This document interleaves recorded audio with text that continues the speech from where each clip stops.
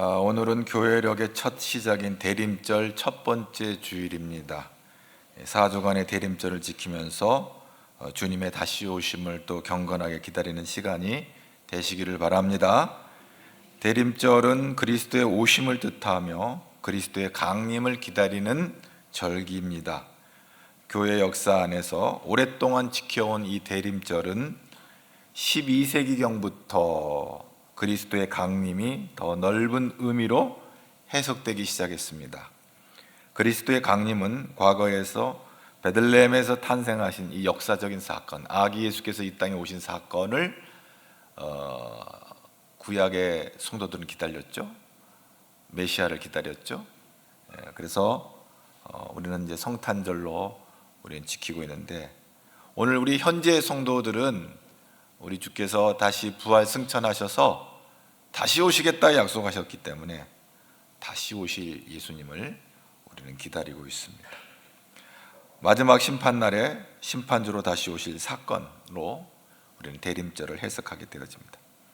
이러한 해석을 바탕으로 이 절기에는 주님 오심을 기다리며 참여하고 또 새로운 결단을 하게 되는 그런 시간이 바로 이 대림절입니다. 따라서 우리는 이 기다림의 절기인 이 대림절 기간에 우리의 죄와 잘못을 회개하고 아기 예수로 오시는 예수님을 우리 안에 모시고 또 다시 오실 예수님을 또 기다리면서 우리는 믿음의 정진을 하는 것입니다. 오늘 우리의 대림절을 통해 기다린다는 것은 아기 예수로 탄생하신 사건을 기다리는 것이고, 오늘 우리에게 은혜로 다가오시는 성령님을 기다리는 것이고, 또한 재림의 날에 심판주로 오실 그리스도를 기다리는 것이다 하는 것입니다. 그래서 주님을 기다리는 절기. 오늘 우리는 다시 오실 주님을 기다리고 있는데, 사람들마다 시대마다 주님의 강림을 다 기다렸어요. 오늘 본문 이사야 60장의 이 시대적 배경에서도 그 메시아를 사모하고 기다리는 그 이사야의 기도가 이 이사야 64장에 있어요. 이 배경은 이스라엘이 바벨론 포로 후에 70년이나 바벨론에서 고난을 받다가 다시 고향 땅으로 돌아온 바로 그 시점인데, 그들이 바벨론에서 해방되어 고향 땅 예루살렘에 돌아왔는데 살 길이 막막해요. 성전은 무너지고 성벽은 회파되고 예루살렘이 도무지 사람 살만한 환경이 되질 못해요. 그래서 오늘 본문 이사야 64장에서 주님 오셔야 되겠습니다. 못 살겠습니다. 너무 힘듭니다. 이게 뭡니까? 우리가 그렇잖아요. 바벨론의 포로로 있다가 자유케 돼가지고 돌아오면, 이제 고향에 돌아가면 살만할 것으로 기대감을 갖고 돌아왔는데 고향 땅이 살 동네가 아닌 거예요. 그래서 하나님이 오셔야 되겠습니다. 하나님 하늘을 가르고 오늘 말씀처럼 우리 64장 1절에 뭐라고 그렇게 돼 있나요? 한번 다 같이 볼까요? 원하건대 주는 하늘을 가르고 강림하시고 주 앞에서 산들이 진동하기를. 2절 불이 섭을 자르며 불이 물을 끓음같이 하사 주의 원수들이 주의 이름을 알게 하시며 이방 나라들로 주 앞에서 떨게 하옵소서. 네.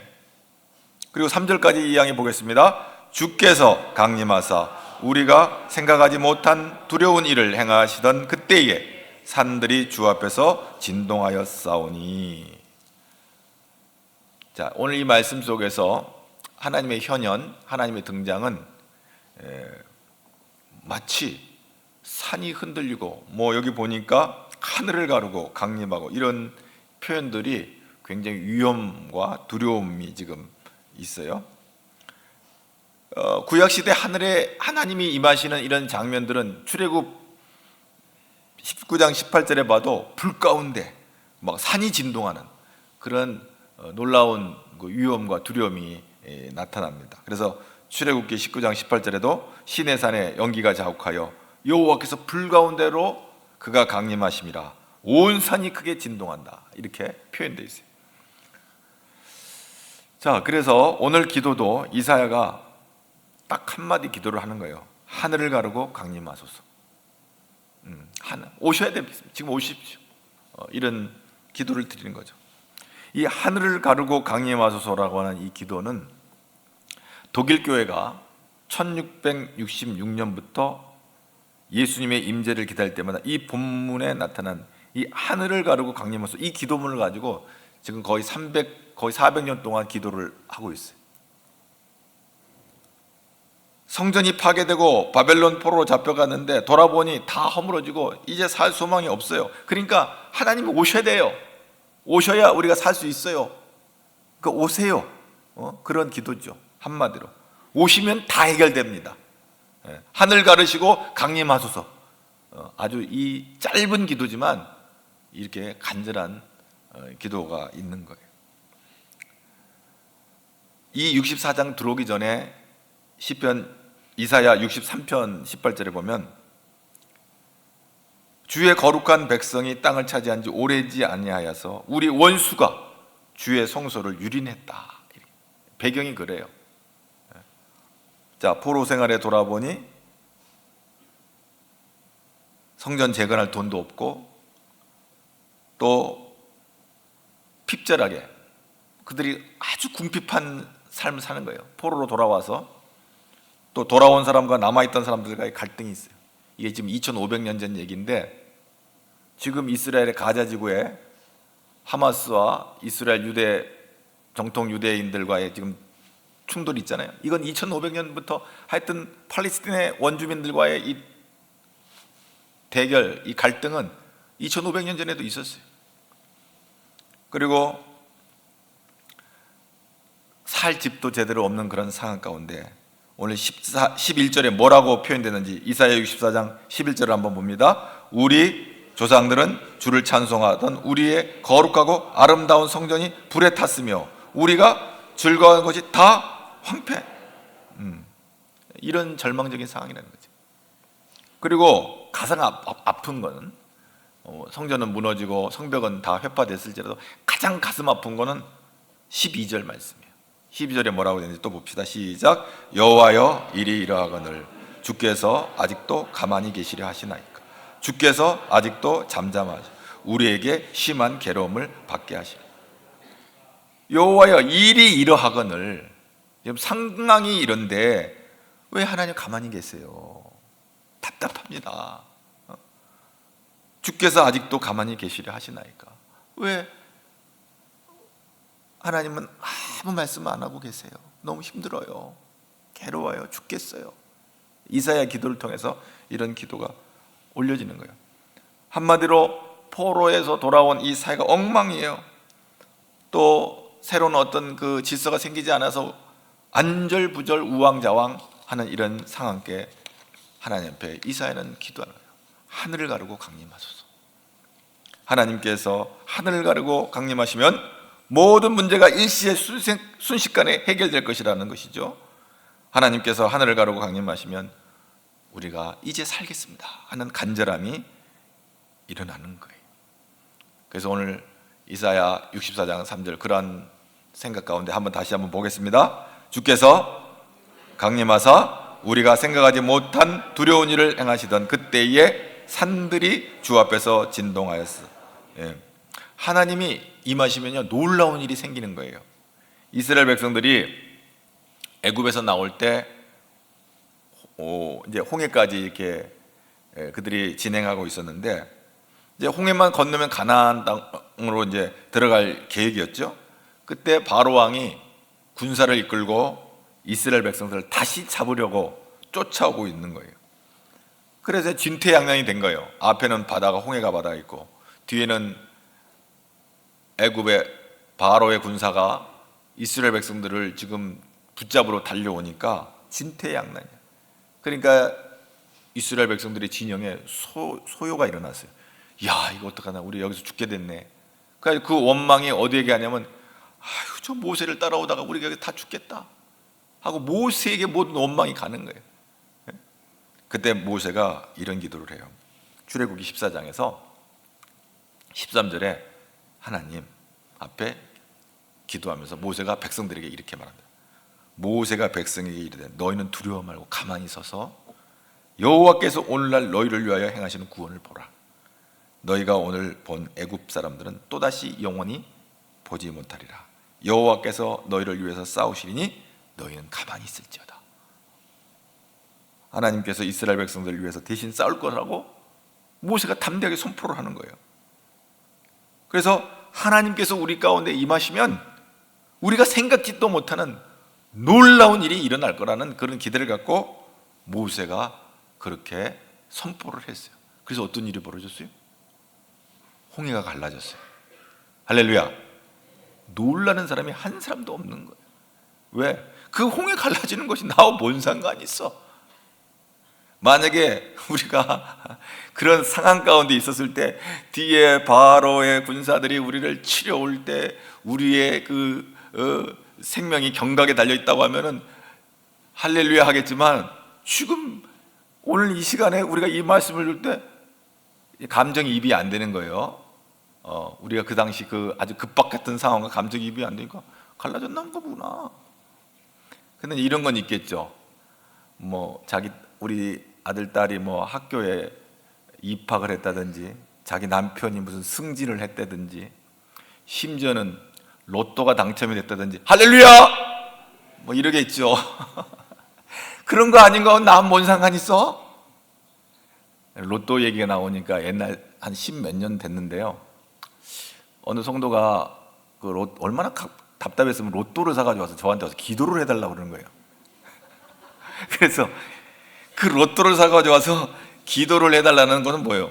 당첨되게 해달라는 거 아니에요. 이야, 맹랑한 기도를 내가 했어요. 근데 당첨되고 해달라는 게 아니라 그 영혼을 위해서 내가 기도를 했는데, 그분이 나하고 딜을 해요. 그 당시 교회 바로 짓기 전이었는데, 제가 이거 당첨되면 예배당의 동서남북 중에서 한 면을 자기가 책임지겠다는 거예요.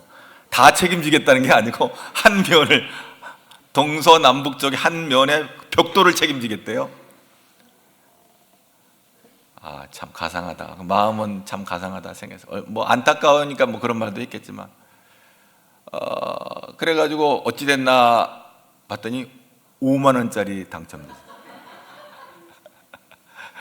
5만 원짜리 당첨된다. 그때 내가 한 얘기가 있어요. 당신 이거 당첨되면 나 짜장면 사라 그랬는데, 지금까지 그 인생이 어디가 있는지 지금 알 길이 없어요. 짜장면도 사지 않고.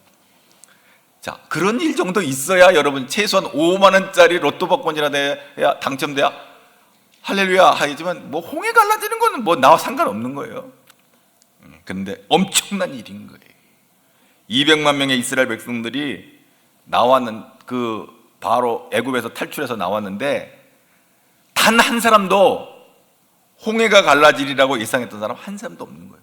우린 여기서 죽는구나, 이제 저 뒤에서 바로의 군사들이 밀고 오고, 이제 이 앞에 바다가 있는데 저거 건너가지는 못하고 이거 어찌하나 하고, 우리가 다 여기서 죽게 되었구나 라고 절망, 낙담, 낙심하고 있는 상황 가운데 홍해가 쫙 갈라지니까 놀래버린 거죠. 기적이 일어나는 거예요. 하나님이 우리의 삶을 개입하시고 만져주시면 놀라운 일이 일어날 줄로 믿습니다. 여러분 옆 사람에게 하나님은 기적을 행하십니다. 아멘. 그래서 64장 4절 말씀을 다 같이 보겠습니다. 주 외에는 자기를 앙망하는 자를 위하여 이런 일을 행한 신을 옛부터 들은 자도 없고 귀로 들은 자도 없고 눈으로 본 자도 없었나이다. 귀로 들어본 적도 없고 눈으로 본 적도 없고 입으로 말한 적도 없는 기적이 일어난 거예요. 홍해가 갈라지니까. 놀라운 일을 행하시는 하나님. 그렇습니다. 하나님은 우리 가운데 오실 때 이런 능력을 행하시는 좋은 그 하나님이 우리의 하나님인 것을 믿을 수 있기를 바랍니다. 그래서 오늘 이사야 64장 5절에 뭐라고 그랬어요?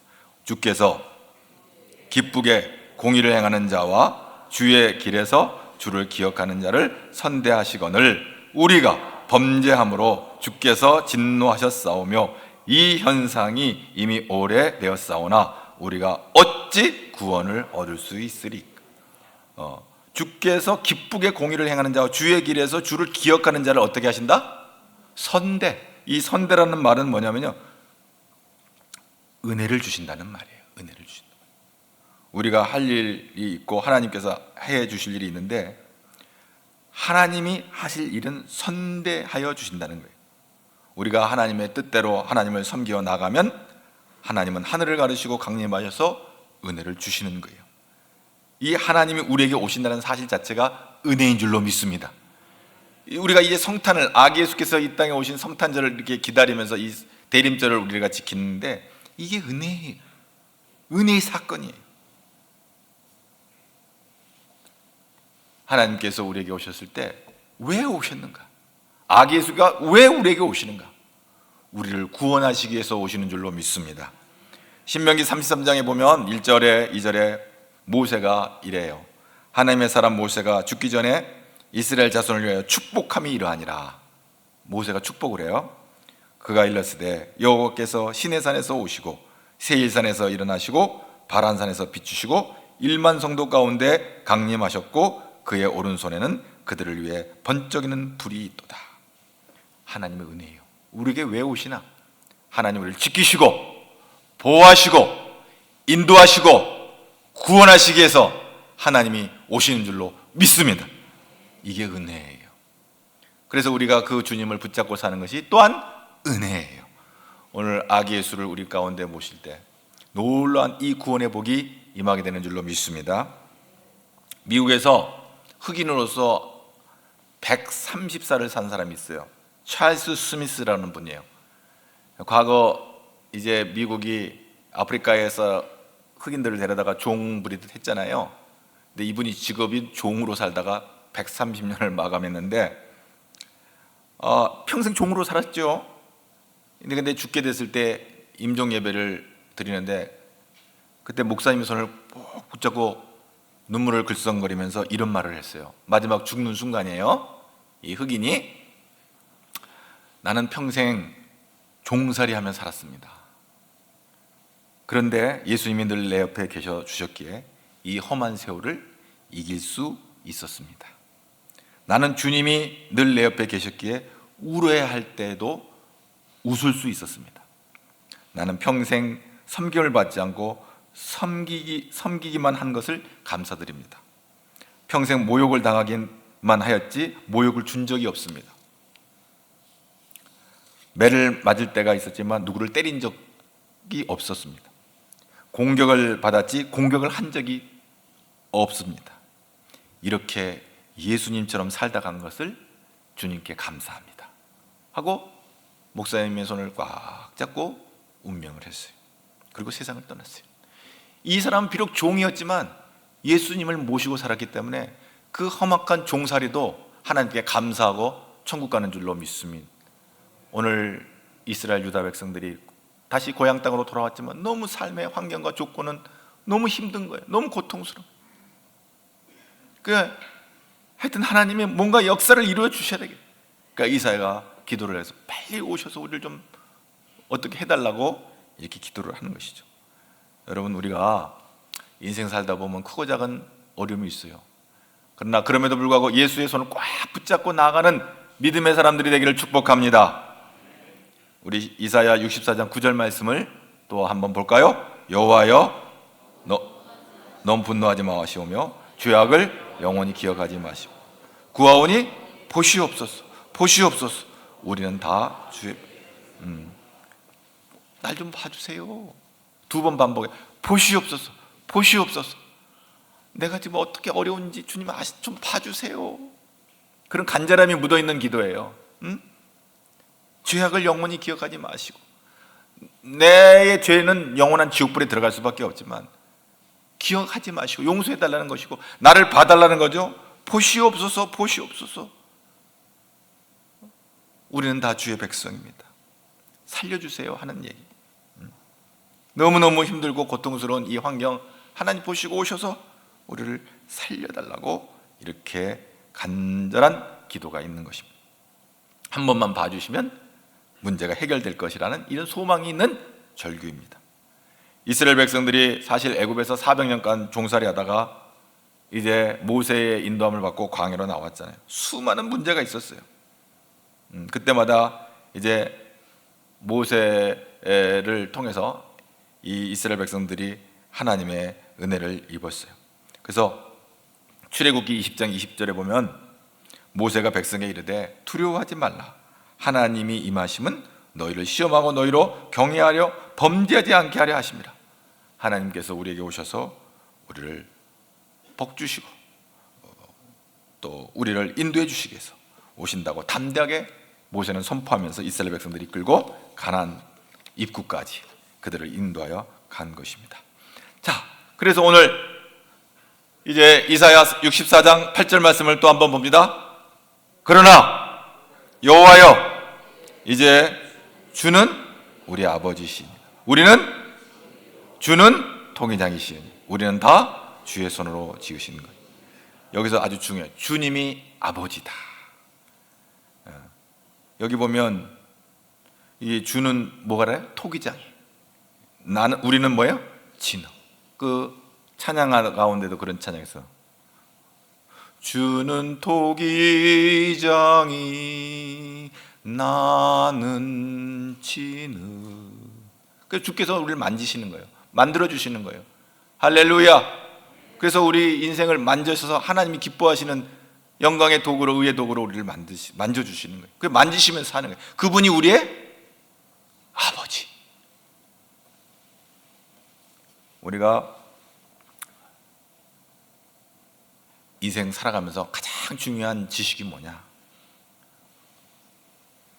주가 우리의 아버지라는 것을 아는 것가 가장 큰 지혜이며 지식이에요. 제가 지난 주간에 목사님들하고 같이 식사를 하면서 교제하는 가운데 제가 그런 고백을 했어요. 야, 요즘 세상에 내가 모르는 것이 왜 이렇게 많은지, 참 너무 이 세상에 참 모르는 게 너무 많다. 그 다 알라고 하니까 참 쉽지 않다. 이런 말을 제가 하니까 우리 거기 있는 목사님들이 다 웃으면서 아, 그러냐. 내 속으로 그래. 그럼 알면 뭐 할 건데? 그거 다 알아서 어디 할 건, 뭐 할 건데? 주님이 우리의 아버지인 것을 아는 것이 중요한 줄로 믿습니다. 세상 모든 건 몰라도 돼요. 세상 모든 거 다 잃어버려도 좋아요. 주님만 붙잡으면 살 줄로 믿습니다. 주님이 나의 구원, 나의 주, 나의 생명. 할렐루야.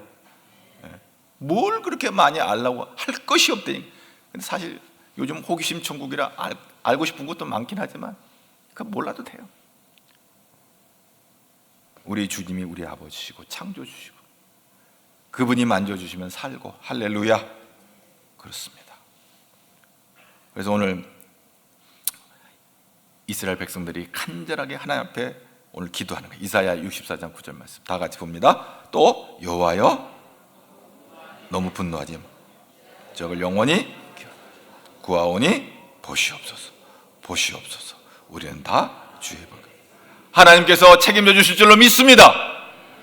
하나님께서 우리의 인생의 모든 그 연약함과 허물진 우리의 부족한 걸 다 살피시고 만져주시면 우리는 넉넉히 살게 될 줄로 믿습니다. 초림해 주러 오실 예수님을 기다렸던 안나와 시몬의 이야기가 누가복음 2장 28절에 거기서 등장합니다. 매우 나이가 많은 이 안나와 시몬은 성전에 머물면서 메시아로 약속한 예수님이 오실 것을 기다리며 그들은 기도의 삶을 살았습니다. 그러다가 어느 날 만났어요. 시몬이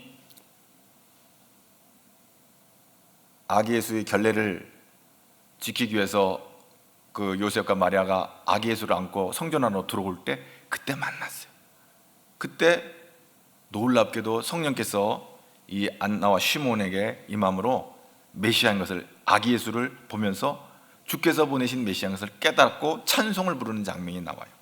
누가복음 2장 28절에서 32절까지 어떤 찬송을 부르냐면 한번 부를까요? 시작. 시몬이 아기를 안고 하나님을 찬송하여 이르되 주제여, 이제는 말씀하신 대로 종을 평안히 놓아 주시는도다. 내 눈이 주의 구원을 보았사오니 이는 만민 앞에 예비하신 것이요 이방을 비추는 빛이요 주의 백성 이스라엘의 영광이다.